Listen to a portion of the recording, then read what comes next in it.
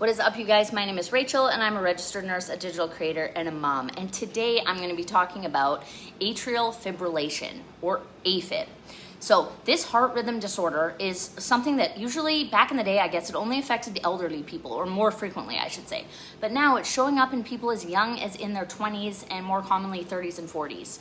So why is that a thing? Why is that happening? So we're going to dive into what AFib is, why it's dangerous, and why more young people are developing it. And most importantly, what you can do to protect your heart. So let's get into it, you guys. So what is AFib? Atrial fibrillation is a type of heart arrhythmia. So it means that your heart isn't beating in a normal rhythm. So in AFib, the upper chambers of the heart, called the atria, okay, they start to quiver or to beat irregularly and chaotically. So instead of pumping blood smoothly into the lower chambers, the atria are quivering, right? So this means that blood doesn't actually flow as efficiently. And it also means that the blood can pool and cause clots, which can then travel to the brain and cause a stroke. So it's actually very, very dangerous to have undiagnosed AFib. So it isn't just about having like a fluttery or fast heartbeat. It's a serious condition that can increase your chance of having a stroke by 5 times. So it's very, very important to recognize, like, are you having some like strange chest pains? Do you feel it skipping a beat? Do you just feel it's off, it's racing? Definitely go in and get checked. So the classic versus the new face of AFib. So traditionally, AFib was seen mostly in people over the age of 65 with high blood pressure or heart disease. But now younger people, even those in their 30s and 40s, are being diagnosed with it. So what's going on? This is something that I've been hearing about, just like friends of friends that have AFib. So part of the answer lies in lifestyle shifts and underlying inflammation. There's lots of other factors as well, but why do we think that younger adults are now becoming more at risk as opposed to these 65 plus patients? So there's a number of reasons. When I was researching this, I kind of pulled from all different sources, but the majority of data, it supported these points. So alcohol and binge drinking. So this is something that over time, if you're doing a lot of drinking in your youth and you get to be 35, 40, this can be an effect of long-term drinking. It can also happen if you've been doing a lot of heavy drinking, like just on the weekends or like holidays. You can get like these spiked heart rates just from drinking. Number 2 is stimulants. So things like energy drinks, pre-workout powders, and obviously recreational drugs can trigger AFib. I think the amount of energy drinks we're consuming is a lot higher than it used to be. And then sleep apnea. This is often undiagnosed in young adults. So sleep apnea stresses the heart over time. Number 4 is obesity and poor metabolic health. So more young adults are developing insulin resistance, diabetes, and hypertension, which obviously all put stress and strain on the heart. And number 5 is chronic stress and overtraining even. So high levels of cortisol and inflammation from poor sleep, anxiety, or even extreme exercise regimens can impact the heart's electrical system. And this one is really interesting to me. New technology like Apple Watches are giving people more insight into their heart rhythms. You know, you can literally touch the little side part on a certain Apple Watch model and you can get your heart rhythm like that. So AFib in younger people, it doesn't always come with the typical risk factors, but it's still very, very serious. So what are some symptoms that you can watch out for? So AFib can sometimes be very asymptomatic. But here are some common symptoms that are pretty obvious. Heart palpitations and fluttering. This one maybe isn't so obvious. Fatigue and weakness. You may not think like, oh, I might have a heart problem. Shortness of breath. Again, wouldn't you necessarily not link that to a heart problem? Dizziness, lightheadedness, and chest discomfort. That's a big one. So if your heart feels like it's racing, it's skipping beats, or it's pounding for no reason, definitely do not ignore this, especially if you're young and otherwise healthy.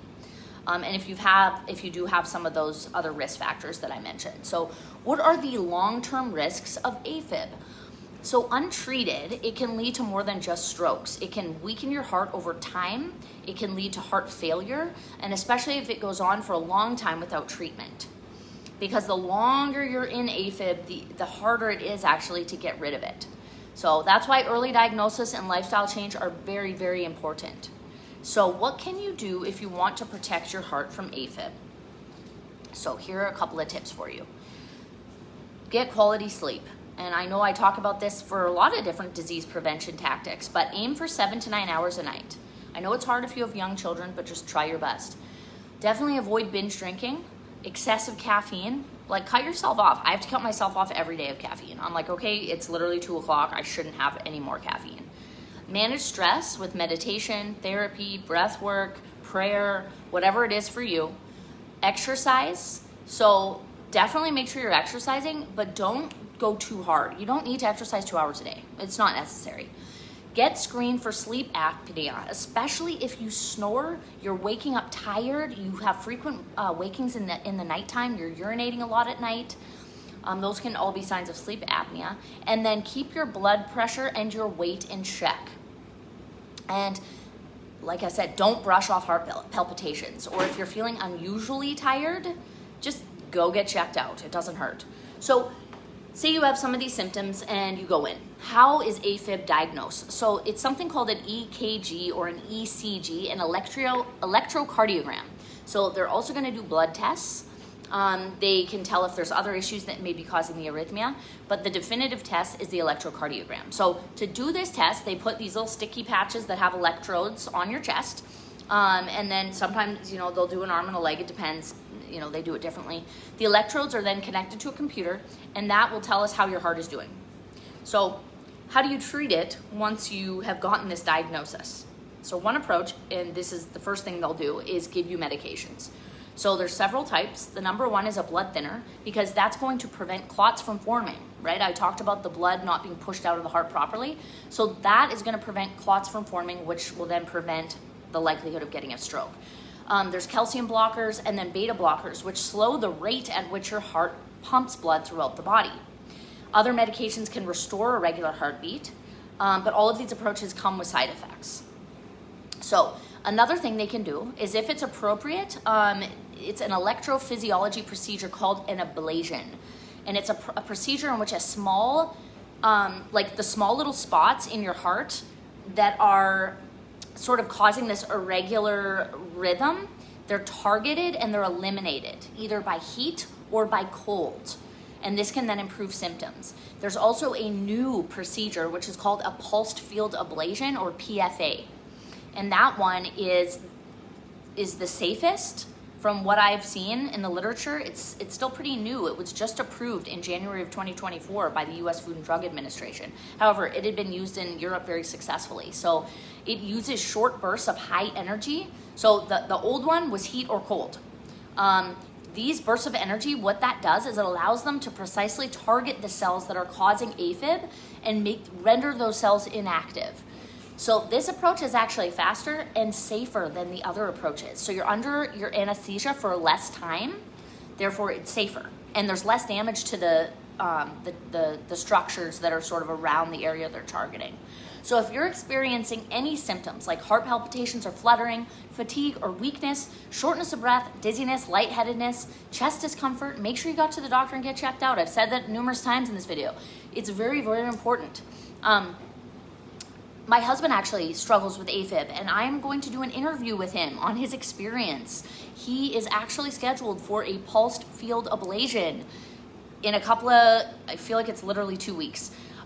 He has had one ablation in the past. He's had multiple cardioversions. He's been on these medications for, I think it's been about 8 years. So I am very well versed in atrial fibrillation, and he is very young. He's in his early 40s, and he was diagnosed like 8 years ago. So this is something that has really impacted my life.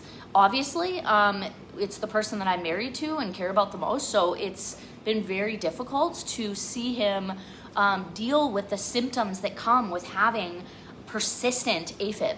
Some people don't have persistent AFib. They have paroxysmal AFib. So the AFib kind of comes and goes.